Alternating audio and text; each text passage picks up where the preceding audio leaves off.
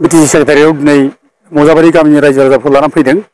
फैनायनि खारना जाहैबाय बे मजाबारि गामिनि जानाखि हा बे हाया ट्राइबेल बेल्टनि आन्दाराव गोलैयो आरो बियो 1947 दादों बेखौ 5 डिसेम्बराव 1947नि 5 डिसेम्बरनिफ्राय बे जायगायाव रावबो हाबनो मोना।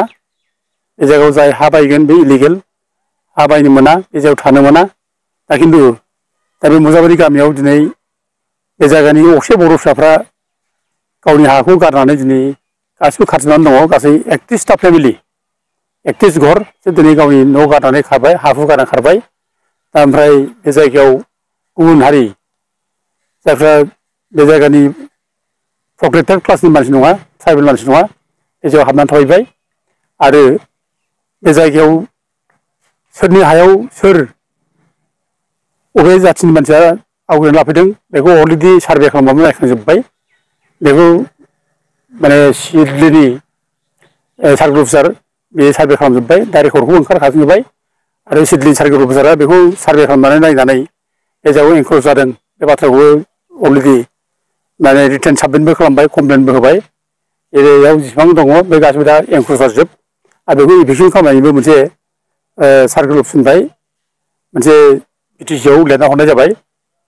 दा बे जायगायाव गासै माने 1200 गाहाम माने हा 1200 बिगा हा बे ट्राइबेल बेल्टनि आन्दाराव गैयो। दा बिनि बादैबो गोबां हा दंबायो ओरै गोग्लैनानै थानाय दै सेर बे साम्बा दै सेर सेर थानाय बे हाफ्राबो गासिबो बेसेबांबा गुवार हा। दा बेफोर दिनै बे गुबुन हारिनि आखायाव दा थाबाय। दा जों बेखौनो दाबि खालामदों जे ट्राइबेल बेल्टआव जिथु माने गुबुन हारिया थानो मोना ट्राइबेल नङि मानसिया। दा गुबुन हारि नङि माने ट्राइबेल नङि मानसिया जिथु बेयाव माने हाबनानै थाबाय दा बेखौ होखारनांगौ होननानै दाबि खालामगासिनो दं। आरो बे जायनाखि हानि जायनाखि फाट्टादारि बे फाट्टादारिफ्राबो बर'फ्रानो दासिमबो बिसोरनि आखायाव फाट्टानो दंजोबो आरो बिसोर दासिमबो आप टु डेट बिसोरो खाजोना होगासिनो दं। खाजोना रसिदआबो दंगासिनो दं। जों बेफोर गासिबो डकुमेन्टसखौ लानानै जों बिटिसिआवनो साबमिट खालामखांबाय आरो बिटिसिआव जों माने होखारनांगौ होननानैबो दाबि खालामबाय। आरो इतिमध्य जोङो चिरां माने जिल्लानि माने जिल्ला बेंगिरि बेनाव जों कमप्लेन खालामदोंमोन। ओमफ्राय जिल्ला बेंगिरिया बेखौ बिसार खालामनो थाखाय सासे एक्जिकिउटिभ अफिसारखौ दायथ' होदोंमोन। ओमफ्राय एक्जिकिउटिभ अफिसाराबो बेखौ बिजिरनानै नायनानै एनक्रचमेन्ट जादों होननानै बेखौ लिरना होदों। ओमफ्राय बे हानि जिथु माने गोहो हानि गोहोआ हानि साबजेक्टआ जिथु बिटिसिआवसो दा गथे बिटिसिआनो जाहाथे बेखौ समाधान खालामनो हायो होननानै बिटिसिआव लिरना हरदों। दा दिनै बिटिसिजों जों रायज्लायबाय। दा बिटिसिआ जोंनो खोथा बायहादों जे बिथांमोना होखारगोन होनना बुंहादों होखारा होनना बुङाखै आरो होखारा होननानै बुङाखाया जिथु ट्राइबेल बेल्टआव गुबुन हारि थानायानो इलिगेलखा बेखौ होखारा होननानै बुंनायनि खुनु बाथ्रायानो गैया। दा होखारगोन होनना बुंदों। इतिमध्य जोङो दासिम रायलायनायनि गेजेराव जानाखि रिजाल्ट जों मोनदों दिनैबो जोङो बिटिसिनि जायनाखि लेन्ड डिपार्टमेन्ट सेक्रेटारि बेजों जों सावरायदों आरो EM रन्जित बसुमतारी PS बेजोंबो सावरायदों। दा रन्जित बसुमतारी गैया।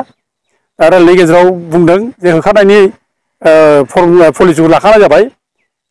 मजाबारि गामिनिफ्राय जेसेबां इलिगेल भाबै एनक्रच हाबनानै दङ बिसोर होखारजोबगोन बे बाथ्राखौ बुंबाय। दा माथ्र' बुंदोंबा बिसोरो दा बिसोरखौ अल्टारनेटिभ माने रिभेलेट खालामनो थाखाय बे सरायखनस्रा होननाय जायगायाव दोनहैगोन बे बाथ्राखौ बुंदों। दा सरायखनस्रा जायगायाव फार्स्ट जायनाखि माने एनक्रच जादों बे एनक्रचारफोरखौ होखारग्रोगोन।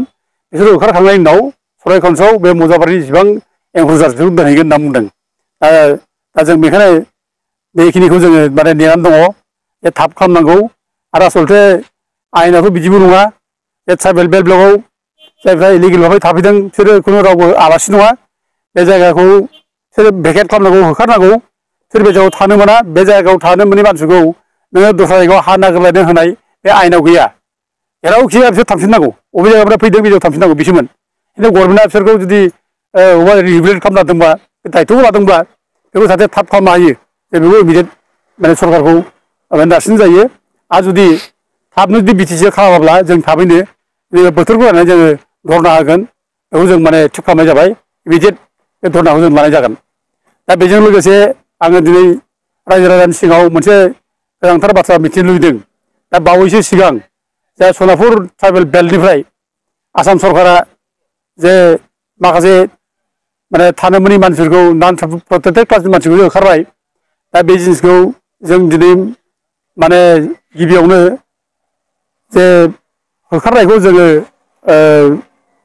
धन्यबाद होयो आसाम सरकारखौ जे होखारनांगौ ट्राइबेल बेल्ट बेल्टआव रावबो थानो मोना खिन्थु धन्यबाद होदोंब्लाबो जोङो बेखौ नुदों जे सनापुर ट्राइबेल बेल्टआव जायनाखि होखारजानाय बे होखारजानाय मानसिफोरखौ माने अखल बे गभर्नमेन्टनि जायनाखि हाफोर गभर्नमेन्ट हा ट्राइबेल बेल्ट बेल्टनि आन्दाराव थानाय बेल्ट बेल्टनि सिङाव थानाय जायनाखि गभर्नमेन्ट हा बे गभर्नमेन्टनि हानिफ्रायसो होखारदों गावसोरनो हा नांगौखाय गावसोरनि माने इन्टारेस्टआव गावसोरनि माने पारपासखौ जाफुंहोनो थाखाय गभर्नमेन्ट हाखौ क्लियार खालामनानै गावसोर बेयाव बाहायगोन बे पारपासाव बेखौ होखारदों होननानै जोङो मिथिगौ मानोना बे सनापुर जायगायाव गोबां माने नान प्रटेक्टेड क्लासनि मानसि नान ट्राइबेल मानसि गोबां हा आवग्रिनानै दङ बेयाव पार्टिकुलार मोनसे जाथिनि बाथ्रा नङा दा बे हिसाबै बिसोरखौ होखारनांगौमोन खिन्थु होखाराखै जास्ट माने बे माबायावल' गभर्नमेन्ट हायावल' जायफ्रा हाबनो हादों ट्राइबेल बेल्ट ब्लक आन्दाराव बेखौल' होखारदों जों बेखौ मिथिदों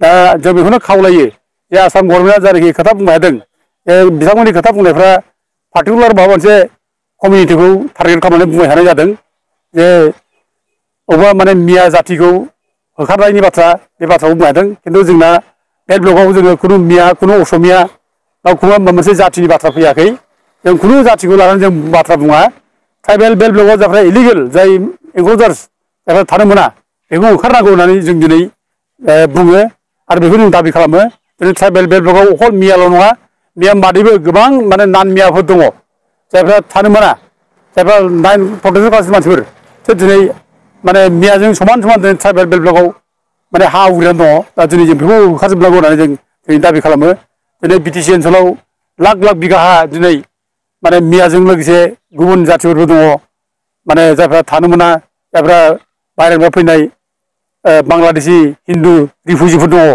दा बिसोरबो जों जायगायाव थानो मोना दा बेखौ होखारनांगौ दिनै जोंनि गेजेराव आसाम सरकारा दिनै माने हारिखौ क्लासिफाइ खालामनानै अबेबा मोनसे जातिखौ टारगेट खालामनानै होखारनाय बे बाथ्राखौ जों नुदों बिदि जानो नाङा खुनु जातिखौ जों टारगेट खालामनानै होखारनाय बाथ्रा नङा ट्राइबेल बेल्ट ब्लकआव जाय थानो मोना बेखौ होखारनांगौ आरो इसिबां बेल्ट ब्लकआव इलिगेल भाबै हाबनानै दङ बेखौ होखारजोबनांगौ होननानै जों दाबि खालामो आरो लोगोसे जोंनि जायनाखि आफादफोर दं बर'नि आफादफोर ट्राइबेल आफादफोर बे आफादफ्राबो अखल आसाम सरकारनि बे मोनसे सनापुराव जायनाखि होखारबाय बेखौ होननानै जों रंजानाय बेखौ जों माने धन्यबाद होनाय बेखौ बरायनाय बेयावनो जोङो सिमाबद्ध जानानै थानो नाङा जोङो सरकारखौ नारसिननांगोन होखारनांगोन आरो जोंनि ट्राइबेल बेल्ट ब्लकनिफ्राय जों इसेबां इलिगेल एनक्ल'जार दं बेखौ होखारनानै जोंनि ट्राइबेल बेल्टखौ जों उद्धार खालामनांगोन जों बेखौनो खावलायो बयखौबो